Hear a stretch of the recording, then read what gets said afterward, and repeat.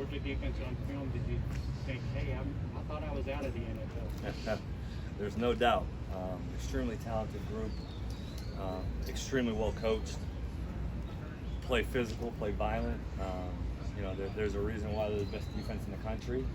There's a reason why they're the #1 team in the country. And kudos to them. They play their tails off. They're extremely well coached, and it'll be a huge one for us this week. Really good test for us. I imagine that gets your juices going a little bit. Yeah, I mean, it's a huge challenge, and anytime you're walking into a game of this magnitude, I mean, it's still a game, but I mean, it's a big one, right?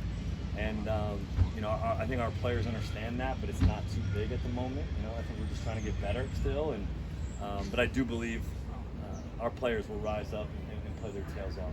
When you watch back LSU, what was working in that game and you felt like you could build on in terms of everything? Yeah, I mean, I think quite a few things. In the run game, I thought we did some really good things in the run game. I thought we stayed ahead of the chains. That was a big thing. We weren't great on third down, but we didn't really have to be in that type of game. Converted on a fourth down, which was, like I kind of came in and talked to you guys about, was being better in that situation. We're 5 for 5 in the red zone, which you feel good about there. But it was more just the management, I think, of the game from our players and how they executed the plan. I think just gave us really good confidence moving forward as a unit. And as I mentioned to the players, it wasn't one guy.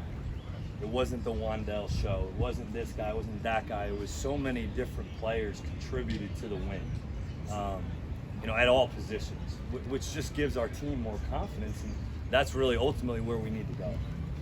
You talked about scripting out that first couple of drives and having success there, and it's looked that way.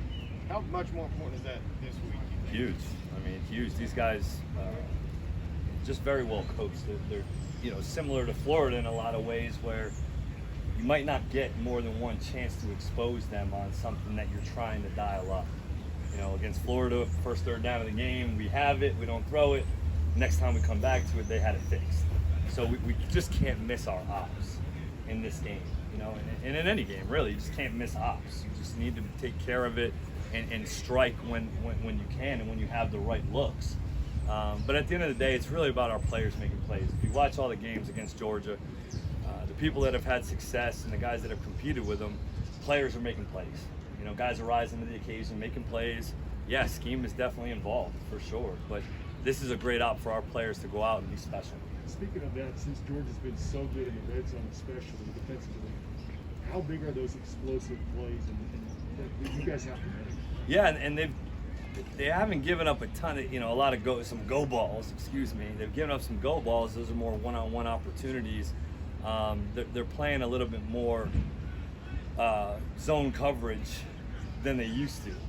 They're playing a little bit more zone, playing the run with some light boxes, letting their front kind of handle the run and letting their safeties play a little top down. So a little bit different scheme than what they were doing a little bit more last year. But so it is tough at times to get over the top, especially when you have a rush, as they do. You try to max protect and hold on to the ball. Something that's not usually a good recipe against these guys. So we just need to be smart about the shots that we do take. What does Davis 99 present to you in the middle of that? Yeah, I mean, just total freak. He's just enormous, physical, fast. I mean, it's a challenge for sure. I mean, you look at him, he doesn't look like a ton of the other guys that we've played, but I think our line is playing at a high level right now. I'm really proud of the way that they're playing. Coach Wolf's got those guys going. Led by Luke Fortner, Darren Kennard. I mean, they're doing such a really good job. Eli Cox playing at a high level right now. I feel good about us matching up with them. You still have to block them and maintain those blocks, but I feel confident about our guys up front. The way you coach Levis now, are you all getting more on the same page about how you like to play, how you kind of like a boxer, takes blood and ready to go? Totally.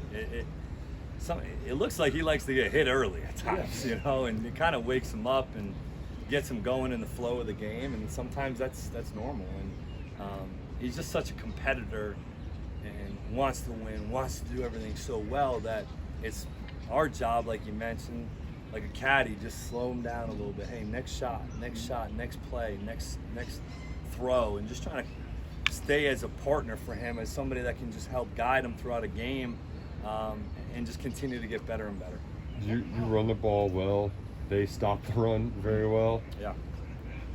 How do you strike a balance when we have to establish the run versus we're beating our head against the wall and going nowhere? Yeah, it's definitely a fine line in any game. You know, it's you have to go with what's working, but you also need to create balance throughout a drive, which is not always easy to do. But you need to stay ahead of the chains against it. They cause so much havoc on third downs, and that's where you see a lot of games over the last few years get out of hand. Is 3rd and 6, 3rd and 7, 3rd and 8, and they're teeing off on you, strip sack, fumble, game's changed. And so we need to, ball security is at a premium this week, and staying ahead of the chains, early down success, and just trying to be balanced like I kind of thought we were last week with some of the pass game that we did create, being efficient that way. Liam, speaking about that ball security, what do you think Will has done that for the past couple of games to protect the ball? Just like I mentioned, just slowing down his thought process. Just slowing down his thought process, which then in turn slows his feet down, and now he can the whole game then slows down for him. So I think over the last week, last week that was the huge focus for us. That's going to continue to be the focus moving forward. Something that you just got to continue to harp on, work on, and we take care of the football and we run the ball and we're efficient, we should have a chance. What do you say about Chris that he seems to, obviously he's got paid attention every week, but he's gotten that fumble thing, it's gone away the last week. When everybody was talking about it, everybody was focused on it, that he can handle it. Well, you get what you emphasize.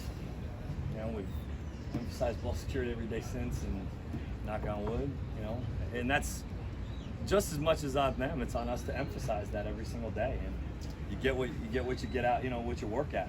And I think that's something that you need to work at every single day. For us to be able to be successful, you can't turn the ball over. And for us to now emphasize it every single day when we start practice, I think it just helps the guys get more reps at it. Sorry, while we're talking about the run game, Will last week ran 11 times. Only other time he did that was week 1. Just how much does that open it up for your other backs to get into the run game, to get the ball up? It's huge. When you have a threat at the quarterback position to run the football, you create, more gaps for the defense to defend. I think that's huge.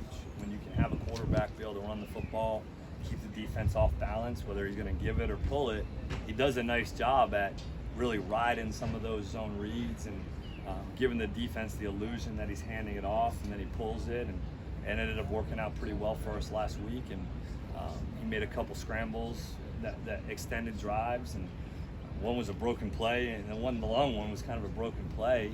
He just fought. He knew where the ball was supposed to go, and he just went there and ended up making a great play. So he's a competitor. He's a football player, and the more we can get out of him that way, the more dangerous we can be, I believe. You're talking about getting him to slow down. How hard is it to get a quarterback to slow down? It really wasn't that difficult. That was, if you watched them for the first few games, there was some good tempo rhythm. This position is much like a dance. It's not herky jerky violent. It's a dance. Footwork, rhythm, timing, all that. And last week we just sat down and watched all of his throws over the last couple games and just said, this is where we need to improve. This is the good, this is the bad, this is when it's good, this is when it's bad, and how do we fix it? Last week he made a conscious effort to do those things, and it showed up on Saturday. So we need to continue to do that. It's really not that difficult, but it can be at times. You alluded to it earlier, but when you're playing a team where a lot of it comes down to guys just winning matchups, do you put less on them in preparation? Yeah, it's a really good point. We'll look at it today. Typically Tuesdays you go out and kind of stick your whole game plan a little bit against the wall and see what sticks. See what you want to run, what you want to throw out. I do believe that we'll cut down some things to try to simplify so our kids can go out and play fast. I do believe that is something. Just letting the players go out and make plays and be special. And the less you can do from a formation, motion, all those kind of different things, allowing our players to play fast, usually the better off we'll be. Thank you very much, folks. Hey, Thanks, Will. guys. Appreciate it, guys. Will.